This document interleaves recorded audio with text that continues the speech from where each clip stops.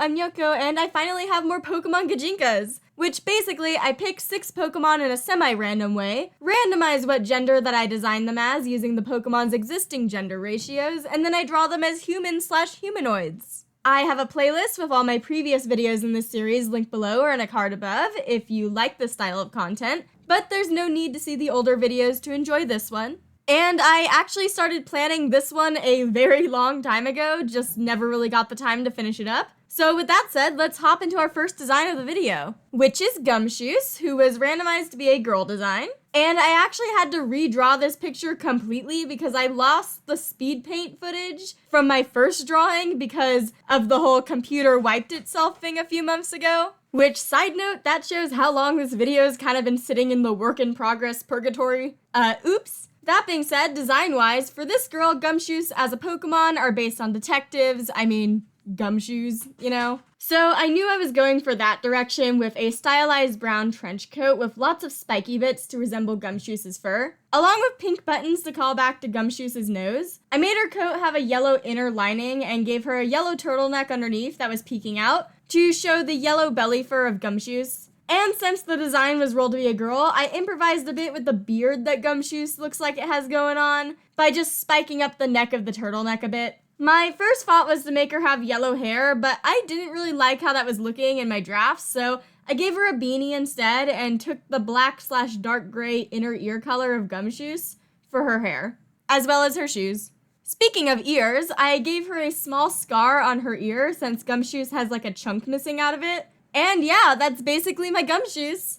Gonna be honest, didn't have the most fun redrawing her, but do still really like this design I made. I like her pointy teeth. Hope you guys like her, but with that said, there's 5 more designs to get to in this video, so let's move on. Next up is Garbodor, who also got generated to be a girl. And I like Garbodor and Trubbish, and I'm not a fan of the hate that they get, though my boyfriend dislikes this Pokemon for more personal reasons due to a shiny one he found exploding on him. Looking at Garbodor's design, I was immediately thinking buns of some kind, but I was also feeling like the green trash bag-like part of its design could make good hair as well. So I ended up sort of giving her green dreads with the buns being a covered decoration type thing. I'm sure that that thing has a name, but I do not know it. Let me know if you know what it is. I gave her a rounder body type, but it did kind of get covered up a bit by the dress, which covers most of her body and is a very strange, kind of poofy style. I was kind of going for a girl that likes to craft her own weird clothes and rocks it. I mean, this outfit kind of seems to have actual rocks on them.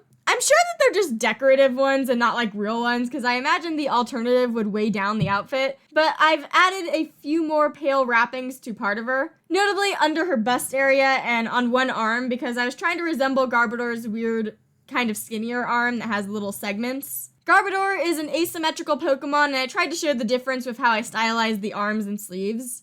And I decided to give her heterochromia in the colors of the decorative pink and blue bits that you have. But you guys can decide if that's natural or like a contact lens. This is pretty much anime rules, so the pink eye existing doesn't rule anything being fake out. But yeah, here's my Garbodor. I really like her, and I wonder if she's friends with my tired mom wheezing that I made in a previous video. I wonder when I'll get to Muck and if they're gonna be randomized to be a girl too. Maybe they can be buds together. That way I can finish my poison states of pollution trio we got going on. But hope you like her. Moving on. Next up is Flareon, who was generated to be a boy. The second evolution in this series, I believe. I think the only other one was Sylveon. And Jinja Ninja OWO actually just came out with a video designing boy evolutions. Totally recommend watching it, by the way. They did another one where they designed them as girls too. And I was a bit concerned before I watched it that June's design might be something similar, but nope, we went completely different directions, which is cool. They went big teddy bear, very fun. In my designing phase, I had asked my boyfriend if Flareon gave him any ideas, and he said Boy Scout, and I looked at that and I said, that's cool, I can see that, but I'm gonna draw a super extra boy with a lot of fake fur instead. He has a giant poofy fur collar and also a sleeveless top. Fashion does not care about practicality and dressing for the weather. His base clothes are pretty plain, basically a tank top and darker orange skinny jeans. But the poofs of fur that I added really help him pop for me. Flareon is very fluffy and I wanted that to show. I stylized his hair poof with what Flareon basically already has, and I gave him an earring similar to Flareon's ear shape. I had fun adding small bits of blue accents from Flareon's eyes throughout, and I realized afterwards that I basically gave him a bluer version of Ash's gloves from the anime. Towards the end, I slapped some orange eye makeup on because I just wanted a bit more pop there. And yeah, here's my Flareon. I imagine he's the type to always run hot, and he's the guy walking around like this when it's freezing out. Probably while carrying a hot coffee and texting his boyfriend as you hear the click-click of his shoes when he walks by. But yeah, hope you guys like him. Next up was Dracozolt, which has no gender in-game, so this character is under the non-binary umbrella. And the Galar fossils are kind of messes on purpose, so I was a bit stumped for a bit before coming to an idea that is either genius or a cop-out. You guys can decide. I basically wanted them to be kind of like the Pokemaniacs in some games, where they just kind of have Charizard pants, but in a different kind of vibe. So in my mind, they are a children's party entertainer with 2 acts that they do, and they're not fully dressed in their dinosaur costume here. Kind of an in-between stage. So I was basically able to just slap Dracozolt's full dinosaur butt onto the design without really improvising or changing much. I did add some overall straps. That's basically it. And the orangey yellow swirl part of the Pokemon, where it shows that the dinosaur part is just kind of sliced, has now become probably tights of some sort that you can see peeking out of the dinosaur pants here. I gave them a yellow turtleneck, which I'm realizing is the second one in this video, but this one's stylized differently and had the sleeves go into lightning light shapes at the elbows. I also had fun having them do the T-Rex hands. You know the T-Rex hands. Very relatable, I still kind of do them. Sometimes you just default to T-Rex. I spiked up their hair to look like Dracozolt's head and painted on the very red cheeks. Overall, I tried to keep them looking very happy and also on the skinnier side under the dinosaur costume, since part of the funny bit of this Pokemon is the size difference with, well, the Draco and the Zolt parts. But yeah, here's my Dracozolt. Would you let them entertain a party? They seem pretty fun.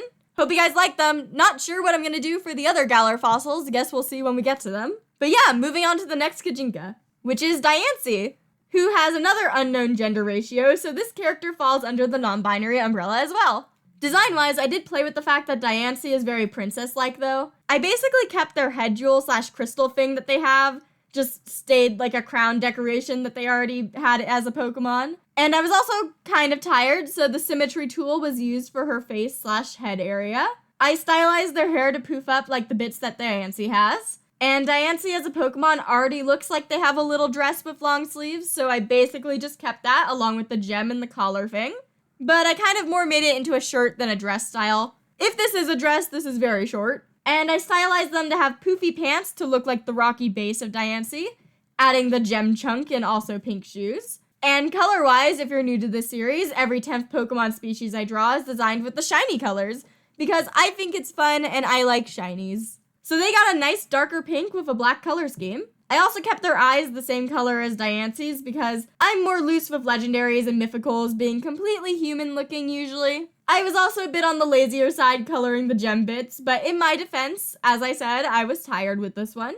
But yeah, here's Diancie. Hope you like them. I kept them with a more petite design since Diancie is only like 2 feet tall. I'm sure that they're taller than 2 feet, but I just wanted to keep them small in general. And on to the last drawing of the video. The last drawing is Crawdaunt, who is generated to be a girl. And oh boy, Crawdaunt. I like this end design, but getting from my first doodle to here sure was a process. I don't usually show my behind the scenes work for the sake of keeping the video organized and stuff, but here's my beta Crawdaunt. The quality's not the best because it's a picture I took off my computer before the wipe, but oh boy, I wanted to fix that. First up, body type wise, I wanted to make her buffer, so I did. I stylized her hair to flow down into a fan-like shape so it could look like Crawdaunt's tail, and I dyed some of her bangs on the front of her hair to be yellow and stylized to look like the star Crawdaunt has instead of just slapping a star on her head. But I did also give her star earrings, which she probably takes off if she wants to fight, which I imagine she does a lot. Crawdaunt's Pokédex entries basically only talk about how they love to fight and are hard to raise most of the time. I also gave her some kind of claw-like arm cover thing, and I gave her a pale top that basically just covers her chest area with a blue V that goes into some off-shoulder short sleeves. She's wearing shorts and has some boots that I gave white accents to for Crawdaunt's claws. The white part, not the crab claws, the little white feet part. And I wanted to show off her abs and strong legs, so I did. The bisexuality is showing in this design. I also added some black straps here and there due to the inside of Crawdon's claws. And I don't know exactly what the ones that are running underneath her top are, but who knows? It's fine. Don't worry about it. Who cares about practicality? She kind of looks like she'd be in some kind of fighting game, and that's a fun vibe. But yeah, here's my Crawdon. Hope you guys like her. I struggled, but she definitely had a glow up from my first draft. And my boyfriend said that she's actually his favorite of the batch. With that said, who was your favorite design in this video? It was super fun for me to get back into doing some Gijinkas art again, and I look forward to doing more. As I said earlier, I have a playlist with my previous Pokemon Gijinkas linked below, if you're interested in that. And I'm also working on another Animal Crossing Gijinka video, but that's probably getting scooted over to February schedule-wise because a little bit behind on that one. But yeah, if you enjoyed this video, I'd appreciate it if you could like, subscribe, and check out my socials linked below, which includes my channel Discord and my Instagram. My commissions are also open if you'd like to support me that way. And with that said, thank you for watching, and I'll see you next week. Peace!